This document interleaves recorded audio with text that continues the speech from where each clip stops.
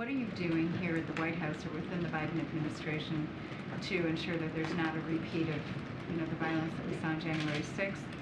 And to what extent should Americans gird for conflict in and around heavily contested districts? The president has said there's 300 Republicans running for office that have already said they will contest, they won't accept the results. So, how likely is the prospect of some kind of violence? So a couple of things, because there are kind of two questions that you just asked there, Andrea. So law enforcement has briefed us that there are no specific credible threats identified at this point. The president has been briefed on the threat environment and directed that all appropriate steps be taken to ensure safe and secure voting occurs, right, in this process.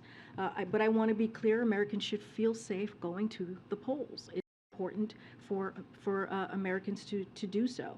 The administration has taken the issue of threats to the safety of voters and election officials seriously from day one. The federal government has been working alongside state and local election officials and law enforcement to take the necessary steps to keep people safe. So that will continue. As far as election deniers, I think that was the question that you were asking me.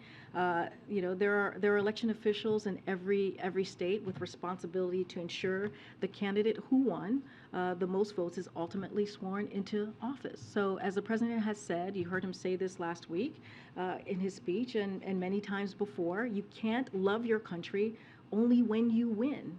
And so it remains important to the president and, to state strongly and unequivocally that violence has no place in our democracy. He will continue to condemn violence, as you've heard him say, as you've heard me say from this very podium. He believes other leaders of both parties have a responsibility to communicate just that.